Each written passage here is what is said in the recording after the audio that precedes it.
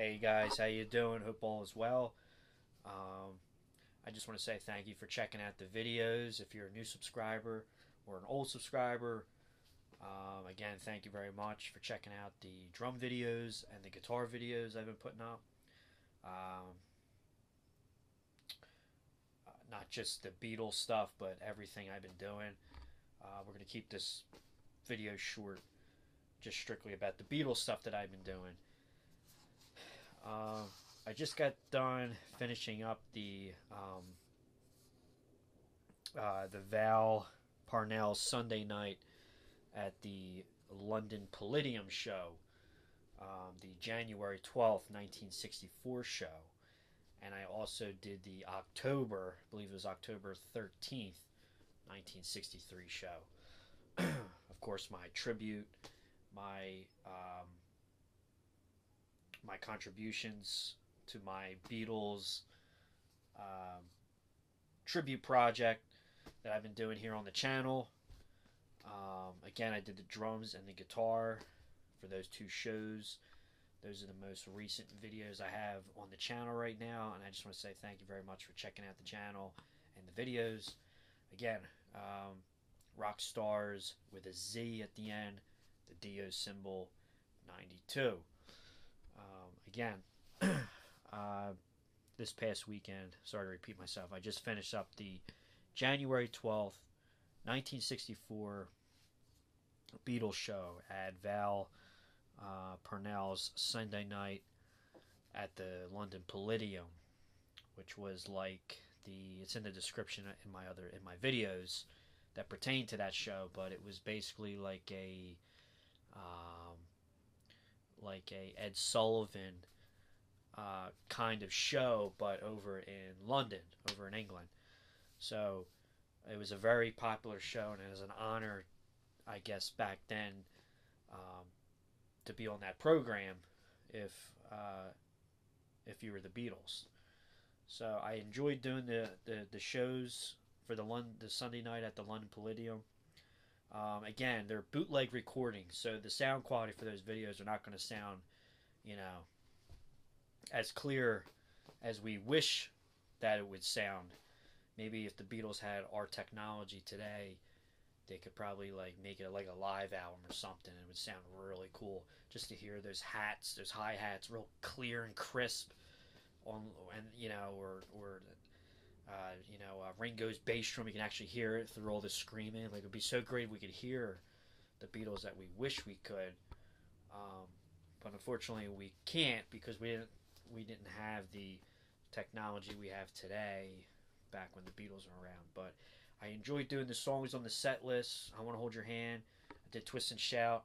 I felt like I played that song. That was in every set list. We did She Loves You, All My Lovin', This Boy. And I enjoyed doing the sound checks for both the guitar and the drums. Had a little bit of fun, and I got to kind of get in on the jokes with the Beatles, their corny jokes they would have for their stage act. And I do silly stuff like the hit the cymbal and stuff like that. That's all part of the show. So I'm sorry if some of the songs seem to be repetitive in every video, but again, I'm going in order by the chronological order as best I can to the Beatles' climb to fame. So I like to do all the bootleg shows and the stuff that we don't hear as much, like the Sunday night at the London Palladium. One thing I forgot to talk about, or even the goofy stuff wearing the sunglasses, like on the version of I Want to Hold Your Hand, which I believe John Lennon wore sunglasses on that performance.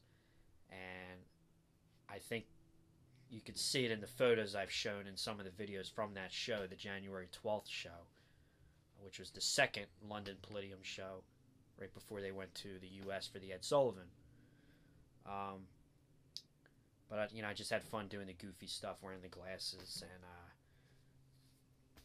and getting in on some of the jokes, whatever. But anyway, there's one thing I forgot to show in the January on the January 12th, 1964 show at the London Palladium. This was, I believe, one of the first performances where George Harrison started using his brand new 1963 Gretsch Tennessean, which is right here. This is the Beatles gear book, and this guitar is most notably seen at Shea Stadium.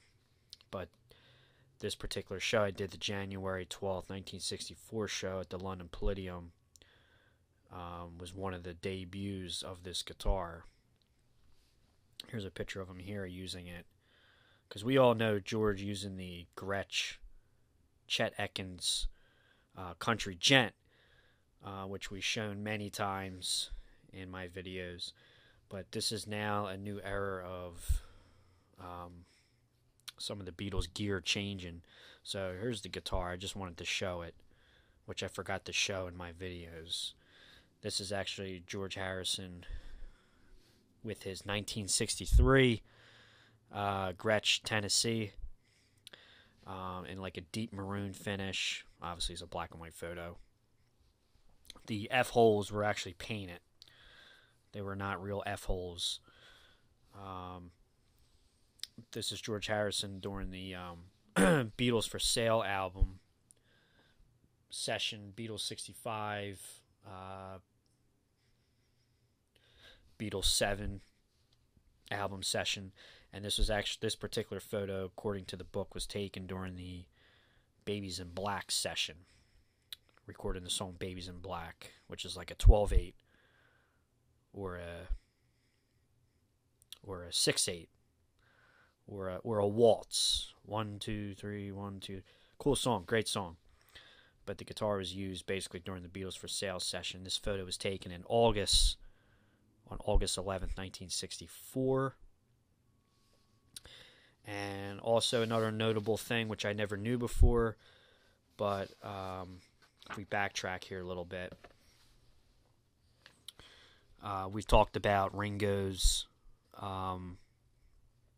drop T logo head, where it says Lou on it instead of Ludwig, because the lettering fell off. For example, this picture was at the Granada TV show in Manchester, late November of '63, and you can see, for example, the Ludwig logo faded off. But then if you look at, there's no photos in this particular book of the show, but if you look at see as we start to head into '64 here, if you look in some of the photos from the second London Palladium show, January '64, you will notice a repainted Ludwig logo on Ringo's kit. And it's actually not a different drop T logo head. It's the same one that we've seen in late '63 where it just said LU, but Drum City took the same head back and repainted it. Again, I like to base the information and the details off of this book, Beatles Gear Book, because of my obsession with their instruments, their gear they used, how they got the sound, and the history behind it. So here we are, George Harrison's 1963 Gretsch Tennessean. It was acquired during the 63, 64 Christmas shows, and which I also mentioned in the description. Unfortunately, one of the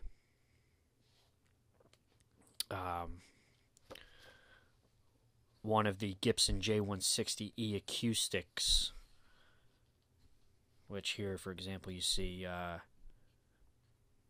John and George using. One of them was actually stolen in late '63 during the Christmas shows. I'm actually trying to get my hands on one of these acoustics just because of how obsessed I am with Lennon and Harrison's, especially Lennon with his amazing rhythm guitar playing. So I just wanted to get that out in the open about the new guitar that you see. You start to see George Harrison use. Real quick, we'll end the video on this. But again, I mentioned how this guitar is seen during the Shea Stadium gigs. If I can find a picture here. I know you guys have seen the Shea Stadium gig. Make you look at my Converse for a second.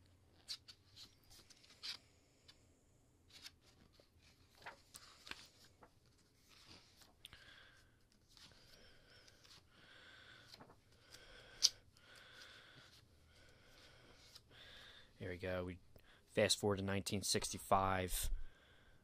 There's George Harrison at Shea Stadium on August 15th, 1965. With his Gretsch, his 1963 Gretsch Tennessean